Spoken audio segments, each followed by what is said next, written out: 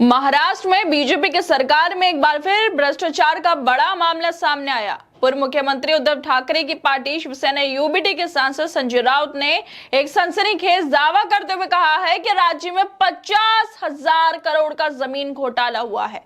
उनका आरोप है कि इस घोटाले की स्क्रिप्ट ना सिर्फ मुंबई में बल्कि दिल्ली में भी लिखी गई थी और उसके तार सीधे केंद्रीय गृह मंत्री अमित शाह से जुड़े हुए हैं। संजय राउत का कहना है कि ये पूरा घोटाला उप मुख्यमंत्री एकनाथ शिंदे और उनके करीबी संजय शिरसाट पूर्व सिडको के अध्यक्ष रहे हैं, वो उनकी मिली भगत में अंजाम दिया गया। राउत ने दावा किया कि इस घोटाले में से 20,000 करोड़ की रकम शिंदे और शिरसाट ने रखी, उन्होंने आपस में बांट ली, जबकि 10,000 करोड़ दिल्ली भेजे गए अपने आका को। सवाल यह उठता है कि आखिर दिल्ली में ये आका कौन है। राउत ने इस सवाल का जवाब भी खुद ही इशारों में दे दिया। उन्होंने इस पूरे मामले को लेकर अमित शाह को पत्र लिखा और जांच की मांग करते हुए उन पर गंभीर आरोप लगा दिए।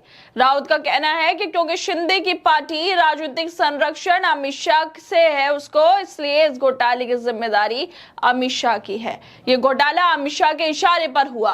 दरअसल शिवसेना के नेता और राज्यसभा सांसद संजय राउत ने गृह मंत्री अमित शाह को एक पत्र लिखकर महाराष्ट्र के रायगढ़ जिले में हुए 50,000 करोड़ के जमीन घोटाले को लेकर गंभीर आरोप लगाए। उन्होंने आरोप लगाया कि लगभग 4,078 एकड़ वन भूमि को city and industrial development corporation ने बिलवलकर परिवार को अवैध तरीके से सौंप दी है। संजय राउत ने कहा कि इस घोटाले में राज्य सरकार के राजस्व विभाग, शहरी विकास विभाग, सिडको के अधिकारी और मंत्री आपस में मिले हुए थे ताकि ये जमीन बिवलकर परिवार को दी जा सके। राउत ने इस घोटाले के लिए केंद्रीय गृह मंत्री अमित शाह, सिडको के पूर्व चेयरमैन संजय शिरसाट और उप मुख्यमंत्री एकनाथ शिंदे को भी जिम्मेदार ठहराया।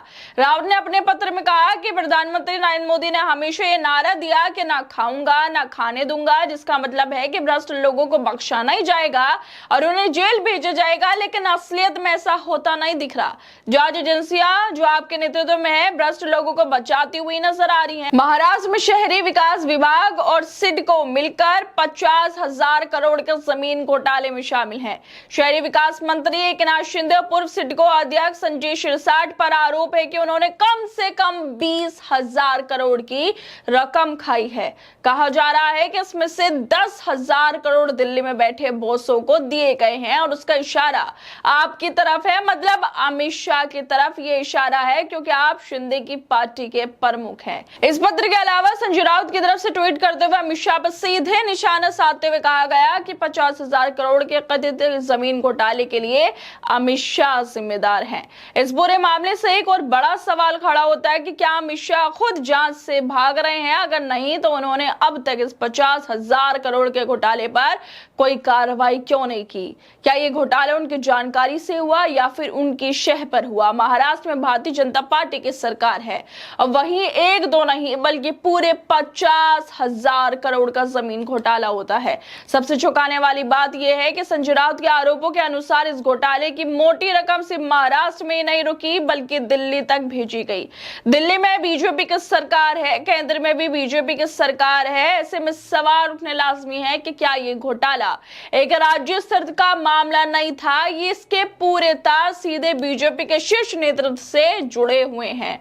क्या ये सारा पैसा दिल्ली में बैठे बीजेपी के आला कमान तक पहुंचाया गया? क्या गृह मंत्री अमित शाह खुद इस घोटाले में शामिल हैं, जैसे कि संजय राउत ने अपने खुले पत्र में दावा किया? उप मुख्यमंत्री एकनाथ शिंदे और उनके करीबी दोस्त संजय शिरसाट ने इस घोटाले की रकम में से 20,000 करोड़ तो आपस में ही बांट लिए और 10,000 करोड़ जो थे, जिसको कहा जा रहा है कि वो दिल्ली भेजे गए आकाओं को। अब सबसे बड़ा सवाल तो यही है कि दिल्ली में वो आका कौन है जिसे इतनी भारी रकम पहुंचाई गई? क्या वो सिर्फ कोई सरकारी अधिकारी है या फिर मामला इससे भी ऊपर तक जाता है? संजय राउत का इशारा साफ तौर पे अमित शाह की तरफ है, जिसे उन्होंने अपने पत्र में सीधे तौर पर इस घोटाले के लिए अल्टीमेटली रिस्पॉन्सिबल बताया।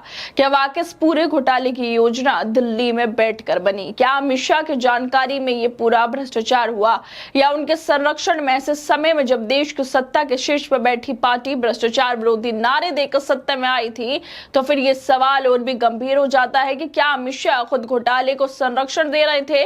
देश की जनता जानना चाहती है कि आखिर वो दिल्ली का आका कौन है जिसे 10,000 करोड़ रुपए भेजे गए। क्या वो नाम अमित शाह का है? जिस तरह से संजय राउत सीधे तौर पर आरोप लगा रहे हैं कि घोटाला हुआ 50,000 करोड़ का, 20,000 करोड़ बांट लिए एकनाथ शिंदे और उनके साथी ने और 10,000 करोड़ भेजे गए हैं दिल्ली में, क्योंकि बिवलकर जो परिवार है उसको ये पूरी जमीन देनी थी जिसकी कीमत इतनी है और ये घोटाला हो गया।